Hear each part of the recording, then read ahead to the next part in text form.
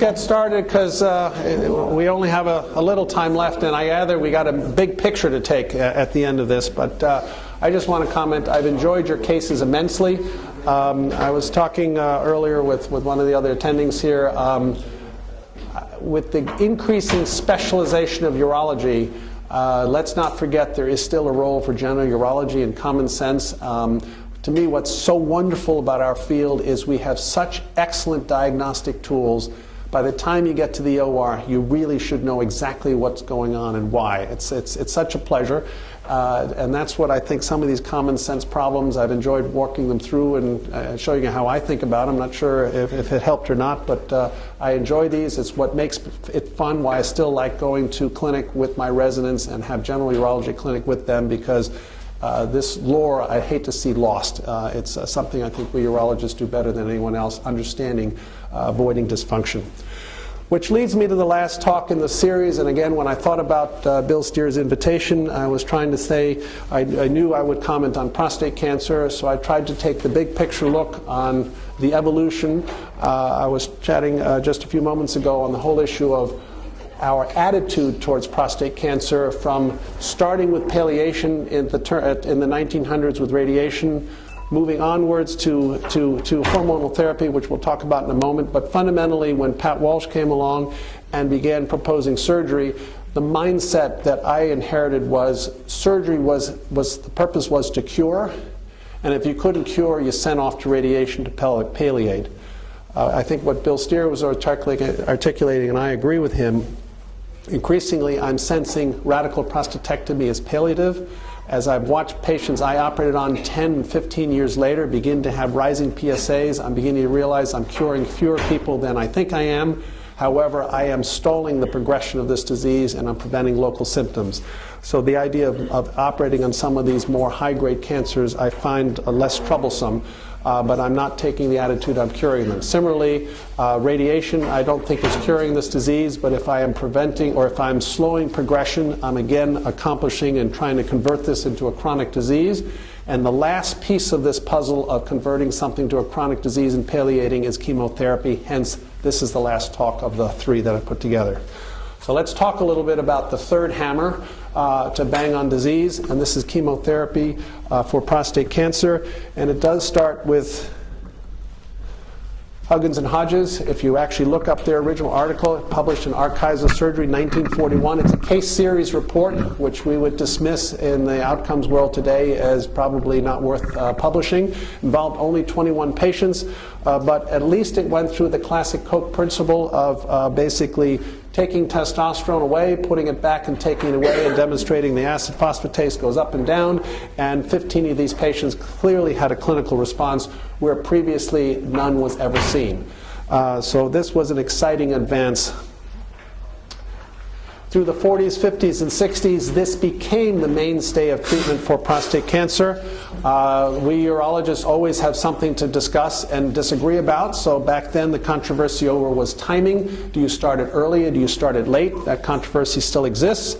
Believe it, back then, the choice was, do you do a bilateral orchiectomy or do you give estrogens? That's something we don't have the fight about as much, though I just had a patient call me up that he wants an orchiectomy, someone who's been on Lupron for a while, so don't forget orchiectomy is a very effective way to manage this. And there's controversy surrounding whether this treatment was, back then, whether it was palliative or curative. This is one of the seminal reports, the VA Cooperative Studies. This is the famous study that I think set the mindset for the next generation of urologists, saying that primarily hormonal therapy was palliative. The reason is we saw no survival lengthening between placebo, orchiectomy plus placebo, pure estrogen, or orchiectomy plus estrogen. People weren't sure whether estrogen was adding value or not, and this was pretty much the definitive paper that said, folks, you need to drop the hormones. It palliates, it improves things, but you're not increasing survival. And so therefore what happened, there was a generation that basically when men presented with metastatic disease and had symptoms, that's when you began hormonal therapy. It's Dr. Labrie in '83 who began to change that paradigm and said, well, wait a second, we got hormone coming We got hormone coming from elsewhere, i.e. it's the metabolism of cholesterol. We are not blocking that when we do an orchiectomy, and in fact he had a whole little industry of people coming up to Quebec City to get maximum androgen blockade. This led to a very famous paper published in the New England Journal of Medicine that explored that theory a little more extensively using Luprolide, which is a drug we will bounce back again because it's an androgen receptor inhibitor, a flutamide, which is an androgen receptor inhibitor, combined with Luprolide, which was still a relatively new drug. If you remember, estrogen was the standard of care for many years, but one of the side effects of estrogen, and again one of the contributions of the VA cooperative trial, was to demonstrate that high doses of estrogen led to cardiac events, i.e. you were killing people from cardiac disease. 1 milligram was sufficient to control disease in about 70% of patients. If you bumped it to 3 milligrams, which became the standard of care, you essentially covered 100% and made them castrate. If you moved to 5 milligrams, the cardiac events became quite high in thrombophlebitis. And it was that, so that was, the teaching was you put everybody at 3 milligrams of diethylstilbestrol. The cost of that therapy was probably in the order of about 50 cents a month.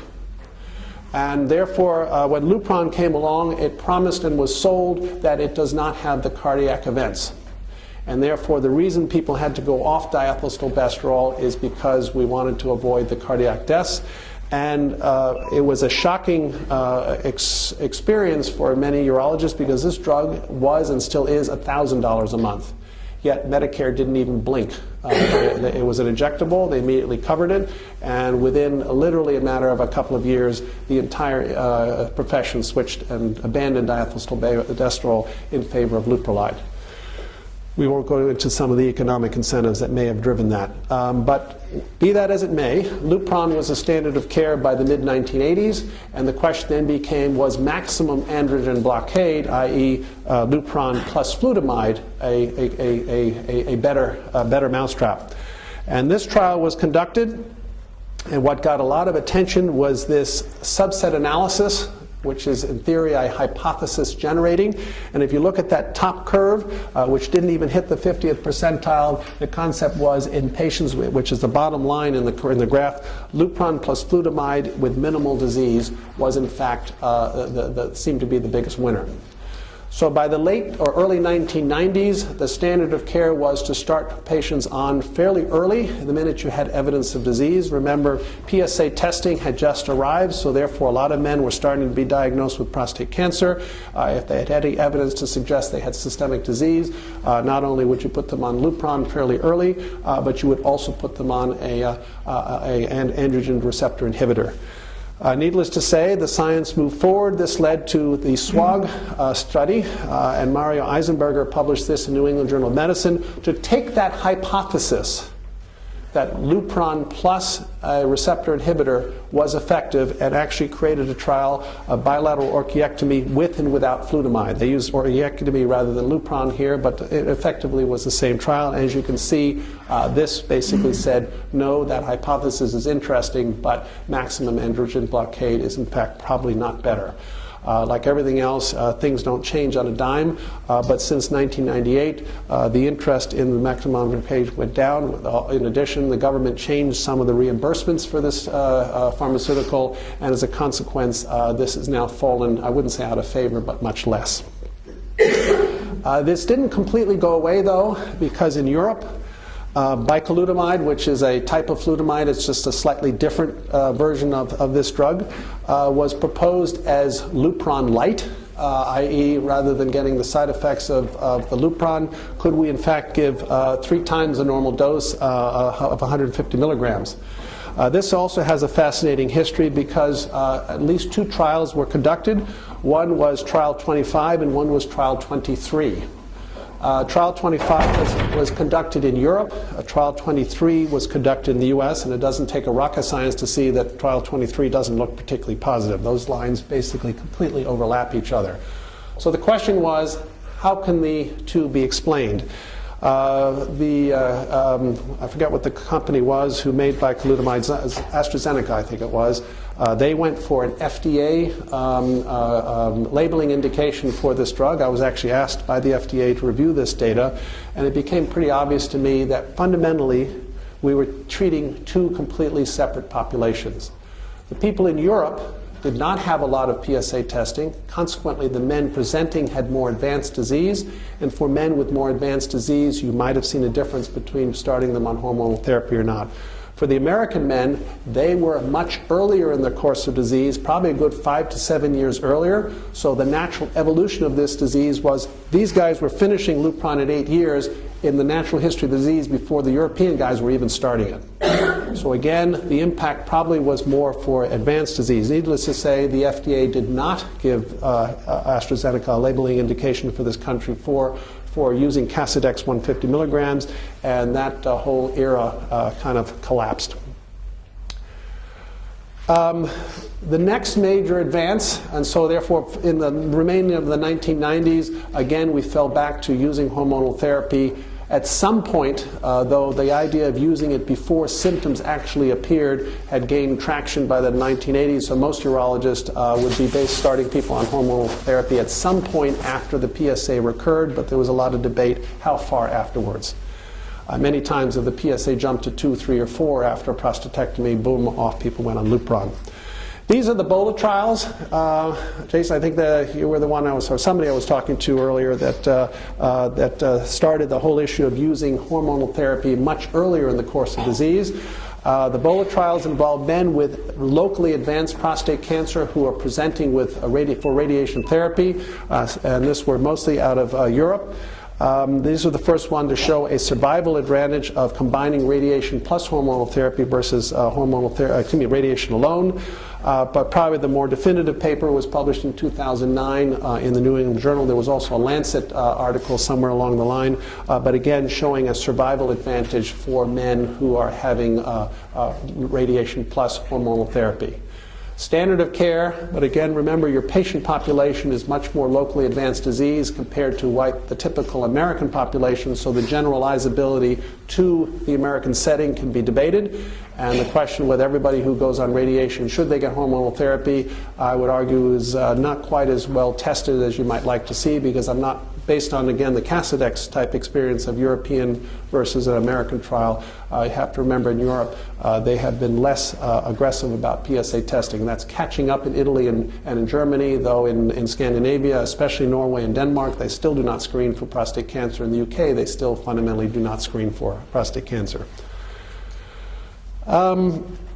So by the early 2000s or mid-2000, I would think most people agreed that androgen deprivation therapy was utilized in the treatment of localized disease as an adjunct for radiation therapy, as a lot of men were getting it as primary treatment for T1C disease, i.e. no surgery, radiation, jumped straight to hormonal therapy. The only trials that did not support this, and these came out of Florida by, who was at Miami? I'm thinking Mark Soloway did a lot of this work, did not support the use of androgen deprivation therapy and the use of radical prostatectomy. So we have trial data to support that. And basically the trigger for all this was rising PSA normally, occasionally metastases. I make a little comment again because this is a landmark study in my mind. This is the first time that we showed efficacy from radiation alone. This was the Anders Vidmark study. I mentioned it briefly yesterday, which was a comparison of radiation plus hormonal therapy versus hormonal therapy alone. But this is for men with slightly more advanced disease, primary therapy, basically mimicking a little bit of what BOLA has taught us. This is the Matt Cooperberg's work. I think some of you have seen this, basically tracking evolution of care and who gets what type of care.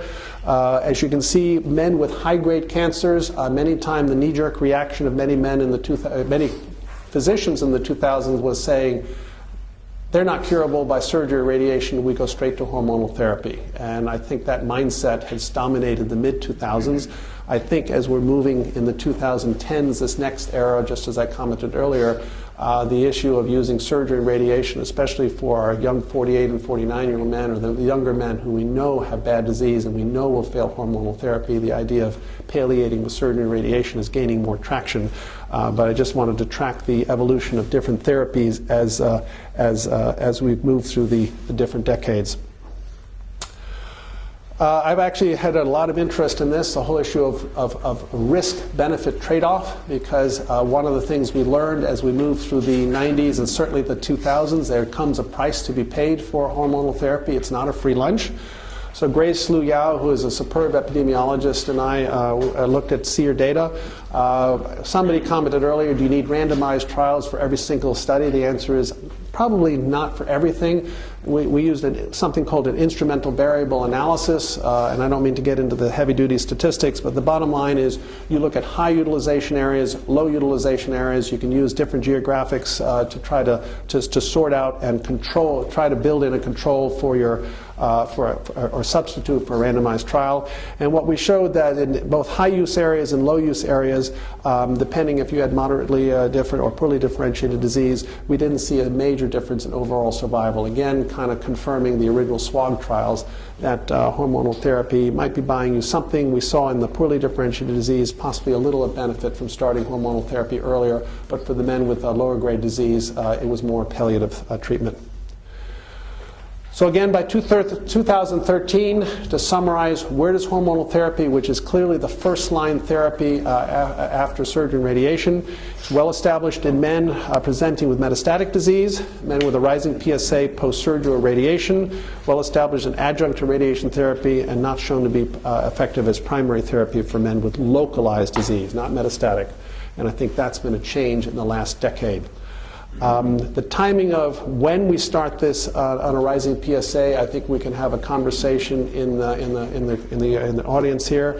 I've sensed the trend is delaying a little longer, and the reason is there's a price to be paid with this type of drugs, and they are the following.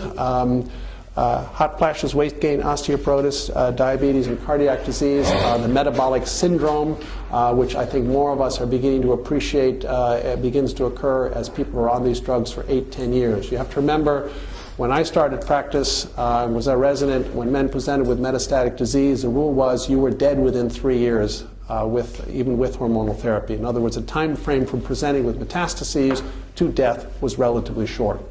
So you didn't really care about the price paid by hormonal therapy.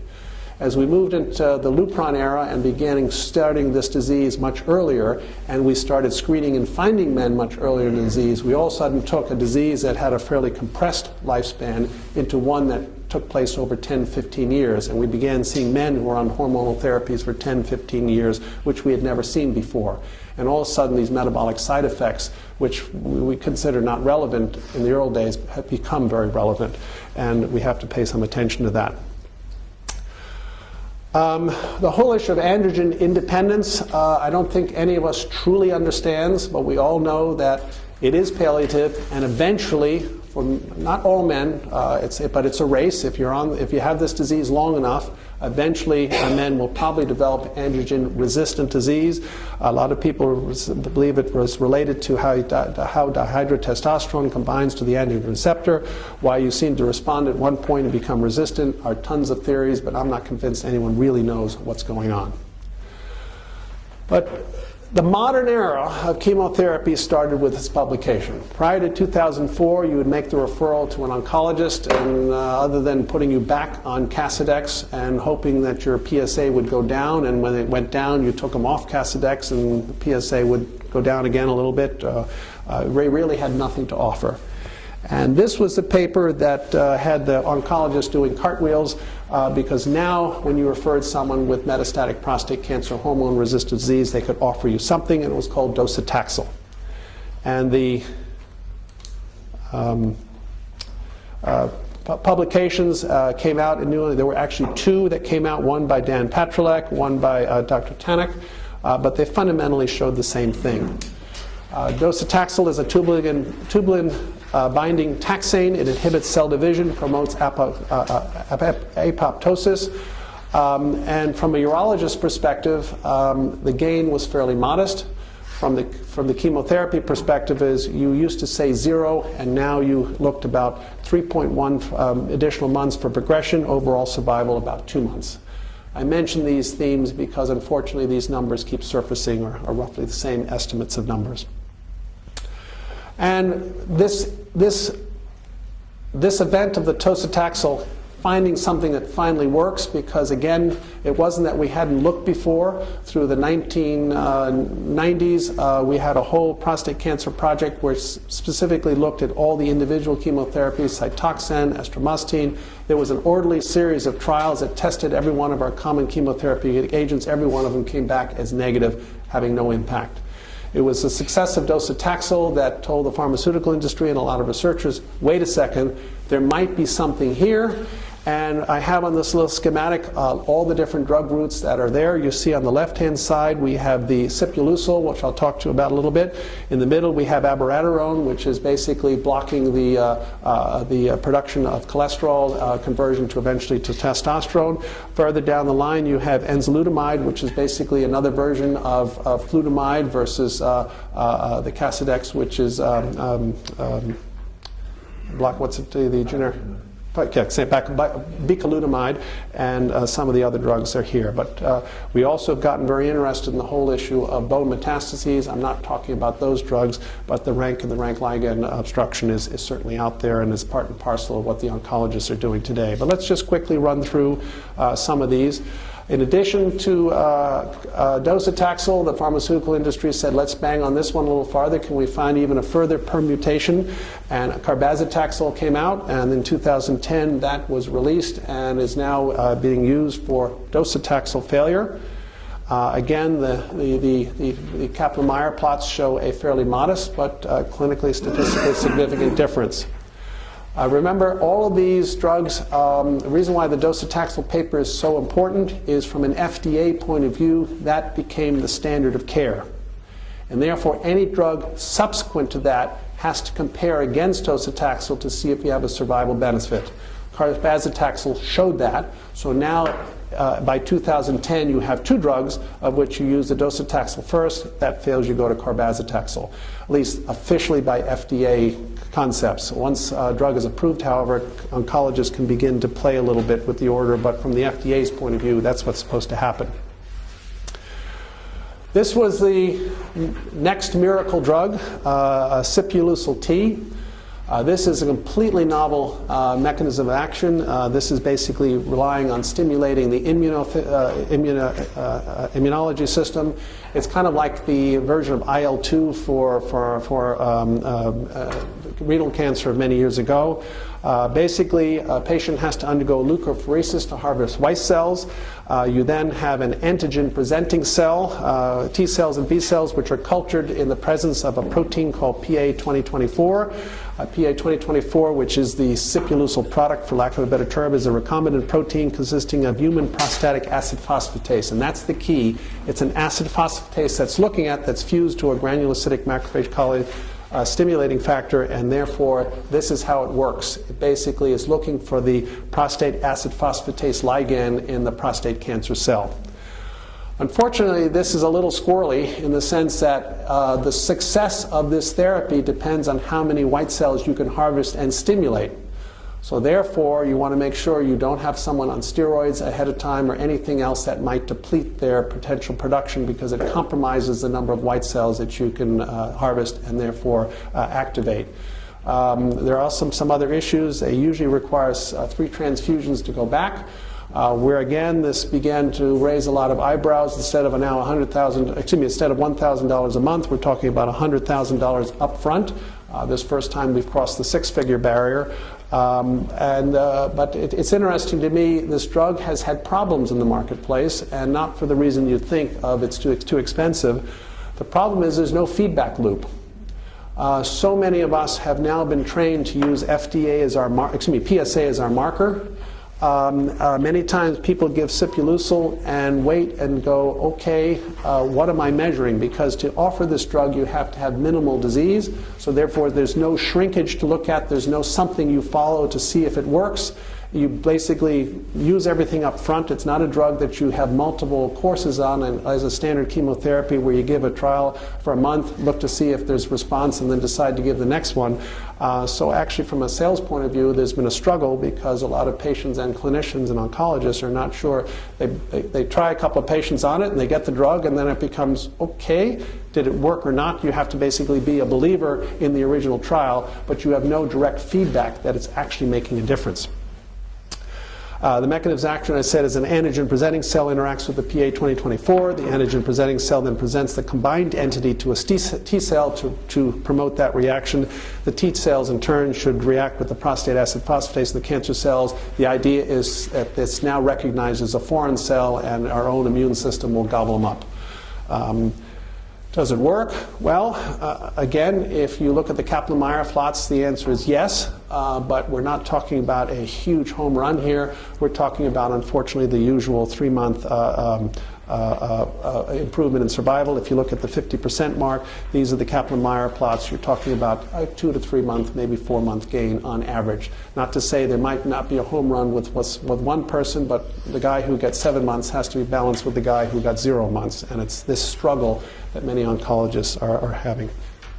If we look at the forest plots, you can see generally when you subdivide to say, is there some subcategory of patient that might benefit from Sipuleucel, you see there isn't anything that really stands out that might suggest that's an improved versus someone else. So it basically comes down to, again, fairly minimal disease load. The idea is you're stimulating the immune therapy. It's going to have a lot less efficacy if you have a large tumor load versus a small tumor load. So generally where I've seen oncologists using this is in the PSA rising arrow.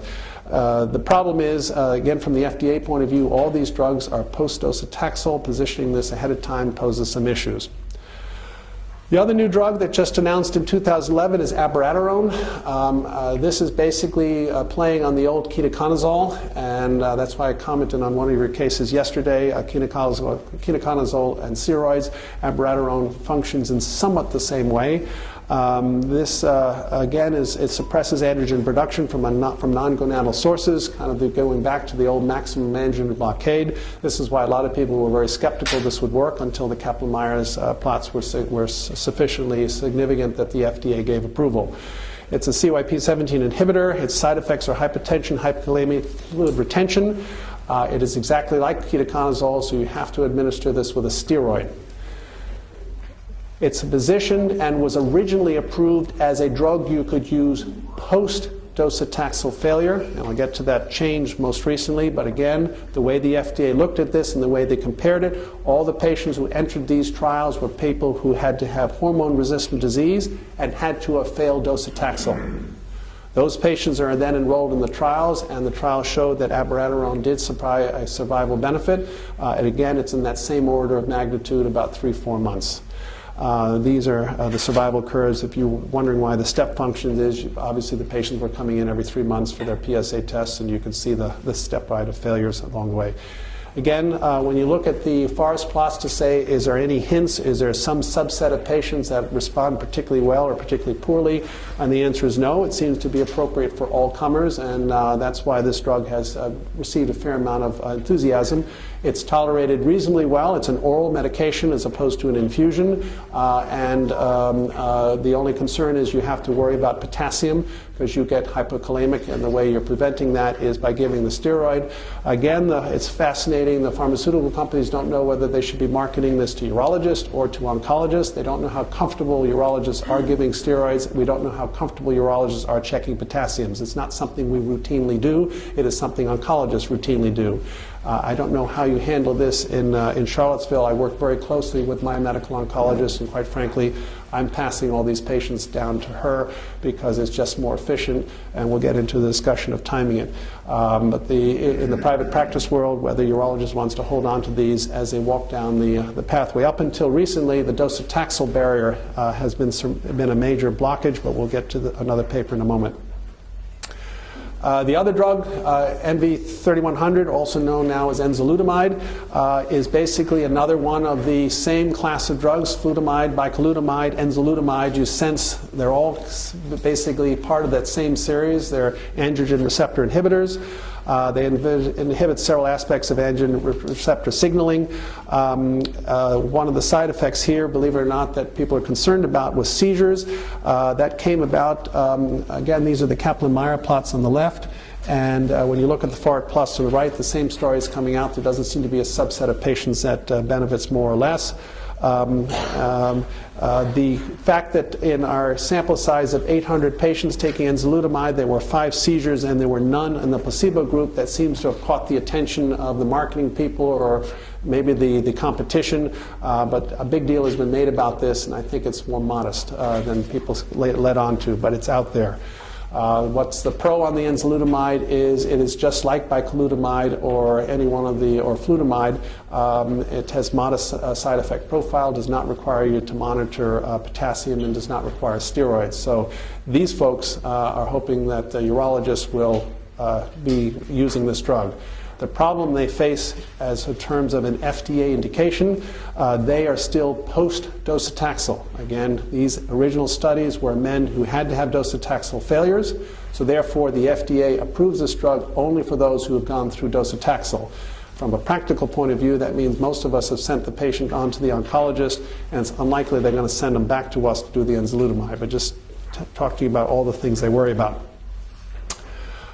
Ultimately, all of us are struggling, and I just was on an ASCO poll because a lot of thought leaders were beginning to ask questions. What order we put these in? Where do they go? This was a nice review published in the New England Journal about a year ago, so a few of these greens, which means they've approved, orange was, everybody knew they were in the pipeline, and a few of those oranges have now flipped to green. But in general, on the left-hand column, you see the drug choices for men with what I'd call minimally evident disease, a solitary metastasis, or someone who's got a Karnofsky scar that shows that they're doing quite well. Then you've got a series of drugs that are in the mid-range, and then there are the series of drugs that are being used with men with advanced disease. The reason why I focus on this paper, which was published literally this year, it was officially announced in December. This now is the first time Abiraterone got pre-approval, or got approval by the FDA to leapfrog over Docetaxel. So now you can go straight from having hormone-resistant prostate cancer. You no longer have to go to Docetaxel before you get to Abiraterone. You, in fact, can go Abiraterone first. Needless to say, the enzalutamide manufacturers are also looking for and doing the trials to leapfrog the Docetaxel. And the reason why this is important for urologists, it actually does now place the problem back in our laps, in the sense that we are very comfortable giving Lupron, or I should say an LHRH agonist. We are very comfortably adding sometimes Casodex or Bicalutamide. The question is, will we as a profession continue by offering patients either Abiraterone or enzalutamide before we send them on to the oncologist or not? And nobody has an answer. I don't see the marketplace talking yet. I'd be curious to see how a number of you are handling this problem. This is in fact the Abiraterone paper. It shows the exact same theme over and over again. We're buying about 3 to 4 months of survival on average. That's not to say everybody has that. There's some winners who do extremely well. There are going to be some losers who don't gain much. So for those of you who are going to the AUA this year, here's your scorecard. I found this a fun little figure. These are all the players. They're brand new, and I get you, there's going to be huge advertising from the minute you land in the airport all the way down the whatever the main road is to the San Diego Convention Center, selling you every one of these drugs.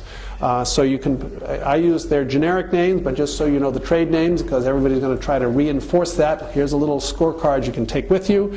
Zomate, I think many of you are familiar with. Nosabab is, again, one of the drugs that I've not talked about there. The rank ligand things, they're talking about blocking the, or trying to slow the bone metastases. But Abiraterone is known as Zytiga, enzalutamide is Extandia, and Carbazitaxel, Jevtana. These are all hot new drugs. They're hot because they've just been approved. They are yet to be properly positioned in terms of the order in which we do things, and we're still learning both the efficacy and the side effects of these drugs. So in summary, androgen deprivation therapy is still the mainstay for advanced prostate cancer. Unfortunately, it is not curative. Why cancers morph, which cancers morph to the androgen-independent state, we're not sure. I wish we had a way of telling who's going to do 10 years on hormonal therapy successfully and who has it every 2 years, but I have yet to see the genetic marker that differentiates the two. The problem in what I talk to patients is it's not a matter of if, but when it eventually becomes an issue. So how do I manage patients here? I check PSAs regularly. I very much look at PSA doubling times. I think they're quite predictive in when they get to a value somewhere about 25 to about 75. And I predict out 2, 3, 4 years and tell my patients when we get to that point, if you're following this pathway, that's probably when we need to move on to the next drug. I am very quick to get the oncologist involved. I usually let her give the Casodex, but if you want to do the Casodex, usually that's the first response of an oncologist for someone who is completely asymptomatic because it can push the PSA down and it's relatively inexpensive. But eventually, when you start worrying about the bone metastases, each of us are going to have to decide, is it going to Abiraterone, Docetaxel, or Enzalutamide as the next drug, and I don't have any insights. So these are the several new drugs that have been introduced to treat advanced prostate cancer. The median increased survival is approximately 4 months. These new drugs are expensive and carry their own significant side effects. We were just talking yesterday about some interesting things. Remember, injectables and infusibles from a Medicare point of view are covered. Pills are not. So therefore, we have this quirk in our reimbursement system. Since enzalutamide and abiraterone is a pill, they now have co-pays, and they fall into the Medicare Part D plan, and I don't even know quite the donut hole and all the other issues, but there basically is a pot of money that they have to spend down before the government will kick in again. This is obviously having impact on decision making, whether it's good or bad, I don't know. It's the fact of life. But these are rather expensive drugs. The pharmaceutical industry will defend that because it took a lot of effort to do the randomized trials, and they're absolutely right, it does. But if you were in England, they would look at the cost per life year saved and saying the cost versus the number of months gained is probably not what the British government can afford for its rank and file, so many of these drugs are not making headway. And every single country is dealing with this differently. We were talking in the break to a couple of the students and residents on where I think healthcare is going, other than saying we're in for a huge change. It is all these cost drivers. What's the ethical thing to do? What's the right thing to do? We're hitting a wall in this country where we can't do everything for everyone. And now the question is where we're putting our resources. And I don't have an answer, but it's a conversation we could have for several hours going forward, because it's as much ethical and how society deals with things. So on that, I'd like to end the three chapters of what I say the prostate cancer problems and evolution. It's a continuing, unfolding story. I know you all have a whole generation ahead of you. I hope the answer does begin to come out of the genetic solution, because that's the whole new avenue that's opening up. For my generation, it was 3 hammers. How do you use them? And I don't think we use them necessarily wisely, but I think increasingly we are being directed by evidence-based medicine, which is the way we should be doing stuff. So thank you for your attention.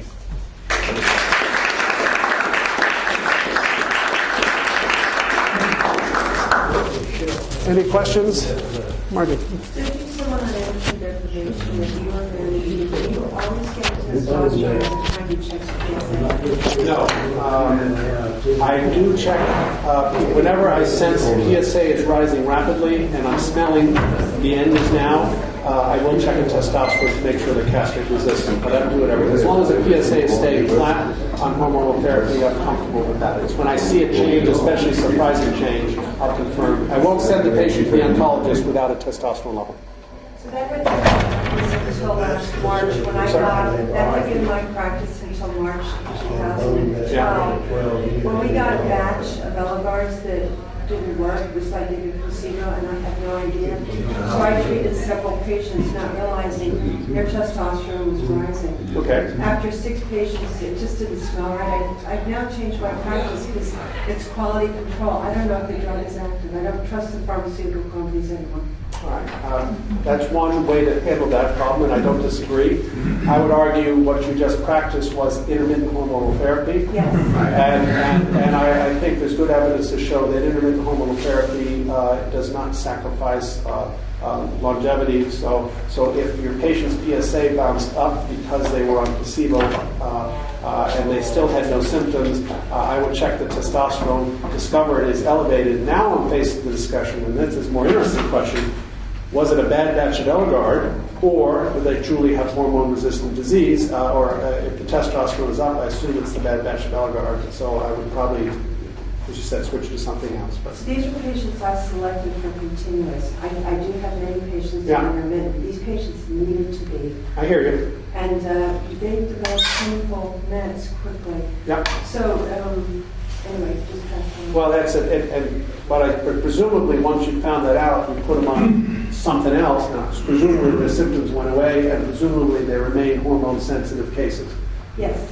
And that's, I think, the biggest message is you don't want to send someone to your oncologist for these Right. advanced Docetaxel if you haven't checked the testosterone shown it's castrated. So get back to that initial conversation, which I would agree with. Don't send you look pretty stupid sending a patient to the medical oncologist having hormone-resistant disease and you haven't even bothered to check the testosterone to make sure you are adequately treating the patient. It just kind of doesn't make you look good. Sure. As you know, one of the arguments for pushing to make urologic oncology a certified subspecialty by the ABMS and by the ABU was that we need to be able to train the urologic oncologist to give chemo. Not just for prostate, but across the board. How do you feel about that?